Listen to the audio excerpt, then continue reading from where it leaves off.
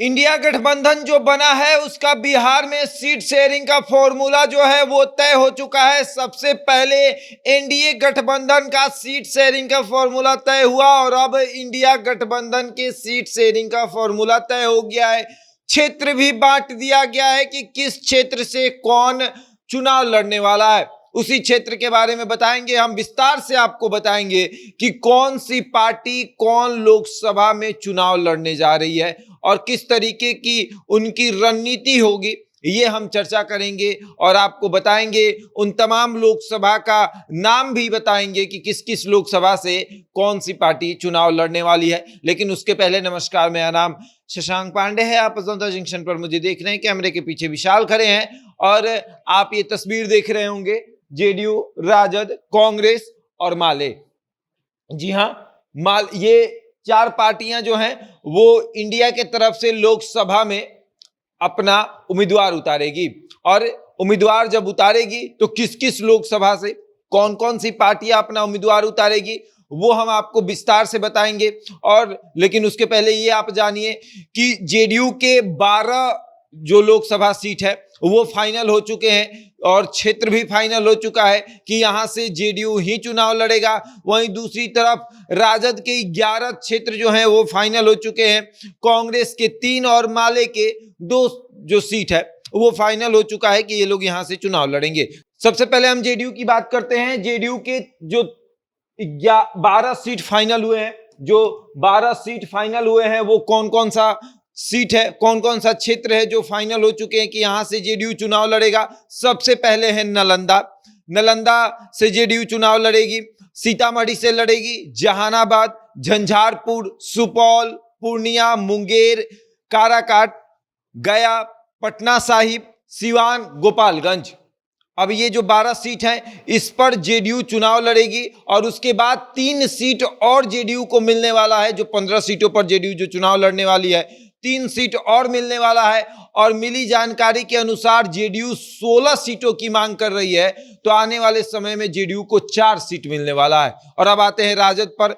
राजद के 11 सीट जो हैं वो फाइनल हो चुके हैं।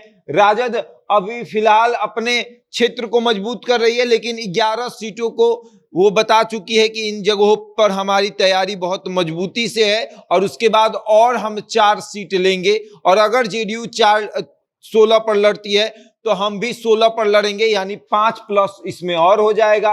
और अगर जेडीयू जो है वो 15 पर लड़ती है तो यहां 4 प्लस हो जाएगा। और अब बताते हैं कि राजद कहां कहां से चुनाव लड़ने वाली है। राजद सबसे पहले पाटलिपुत्र, सारण, उजियारपुर, शिवहर, अररिया, बक्सर, नवादा, जमुई, महाराजगंज, पूर्वी चंपारण, हाजीपुर, ये जो लोकसभा क्षेत्र है यहां से राजद चुनाव लड़ने वाली है। और राजद जो है अपने आप को मजबूत कर रही है और उसके बाद जो है अब ये देख रही है कि और किस लोकसभा पर अपना दांव खेला जाए। एक तरफ वैशाली भी है, वैशाली पर भी राजद की नजर है, लेकिन जेडीयू की भी नजर वैशाली पर है। जेडीयू कह रही है कि वैशाली लोकसभा सीट हमें दे दिया जाए और राजद कह रही है कि वैशाली लोकसभा सीट हमें दे दिया जाए। वहीं वाल्मीकि नगर है, वाल्मीकि नगर पे भी जेडीयू की नजर है और राजद की नजर है। बहुत सारे सीट ऐसे हैं जिस पर राजद और जेडीयू दोनों की नजर है, कांग्रेस की भी नजर है, लेकिन राजद और जेडीयू की सहमति जो है वो लगभग बन चुकी है और उन सीटों का भी फॉर्मूला जब तय होगा वो हम आपको बताएंगे। अब चर्चा करते हैं कांग्रेस की। कांग्रेस जो है अभी 3 सीट जो है कांग्रेस का फाइनल हुआ है। 3 सीट, कांग्रेस को 8 सीट मिलने हैं तो 3 सीट पर फाइनल हो गया है। अब इसमें 5 प्लस होगा और 5 जब प्लस होगा तब कौन कौन सा लोकसभा सीट होगा वो हम आपको बताएंगे। लेकिन फिलहाल ये जानिए कि ये 3 जो है वो कौन कौन सा है। 3 में आपको किशनगंज, जहां से अभी कांग्रेस के सांसद हैं, और उसके बाद सासाराम, हमने आपको बताया था सासाराम लोकसभा जब हमने बताया था कि किस तरीके से वहां पर मजबूती के साथ मीरा कुमार जो हैं वो अपना ताल ठोक रही हैं, तो सासाराम भी कांग्रेस के खाते में जा रहा है। औरंगाबाद भी कांग्रेस के खाते में जाते हुए नजर आ रहा है। और अब ये तो कांग्रेस का हो गया। 3 सीट अभी फाइनल हो चुका है जहां पर कांग्रेस जो है चुनाव लड़ने वाली है। और अब आते हैं माले की बात करते हैं। माले को 2 सीट दिया जाएगा और वो दोनों सीट जो है वो फाइनल हो चुका है माले के लिए। माले 2 सीटों पर चुनाव लड़ेगी और वो दोनों सीट जो है वो फाइनल हो चुका है। वो 2 सीट कौन कौन सा है वो हम आपको बता देते हैं। माले को 2 ही सीट दिया जाएगा।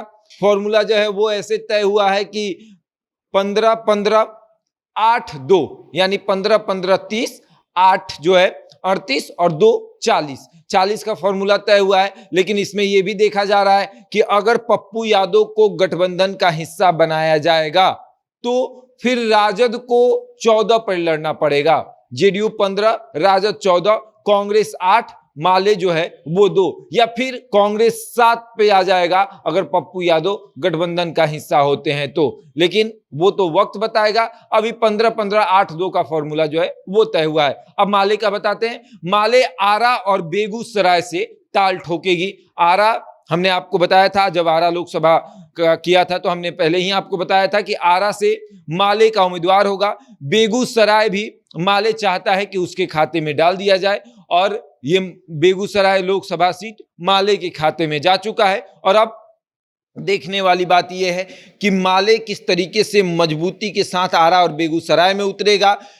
जेडीयू जो है वो तमाम उन लोकसभा सीटों पर अपना ताल ठोक रहा है जहां से पहले से ही उसके उम्मीदवार हैं, उसके सांसद हैं, और कुछ एक्स्ट्रा लोकसभा सीट चाहेगा जेडीयू कि उसके खाते में चला है। हमने आपको पहले ही बताया था कि लालू यादव ने शहाबुद्दीन के परिवार से मुलाकात नहीं किया। इसका यह मतलब हो गया कि सिवान और गोपालगंज ये दोनों लोकसभा सीट जेडीयू के पास सुरक्षित रहेगा, क्योंकि दोनों लोकसभा सीट से जेडीयू के ही सांसद हैं। नालंदा से भी जेडीयू के, सीतामढ़ी से भी जेडीयू के, जहानाबाद से भी जेडीयू के, झंझारपुर से भी जेडीयू के, लगभग जो सीट है, मुंगेर है, काराकाट है, इन तमाम जगहों पर जेडीयू के जो है वो सांसद हैं। पटना साहिब जो है वो भाजपा के सांसद हैं। तो कुछ एक्स्ट्रा सीट जो है वो जेडीयू चाहेगा कि उसके पास आए, और पटना साहिब में जेडीयू जो है वो चंद्रवंशी को उतारने की प्लानिंग कर रही है। और अब देखिए कौन कितने सीटों पर चुनाव लड़ेगा, और इन जो सीटों का फॉर्मूला हमने आपको बताया है इस पर सभी पार्टियां खड़ा उतरती है या नहीं। बहरहाल इस खबर में इतना ही। बने रहे हमारे साथ और देखते रहें जनता जंक्शन।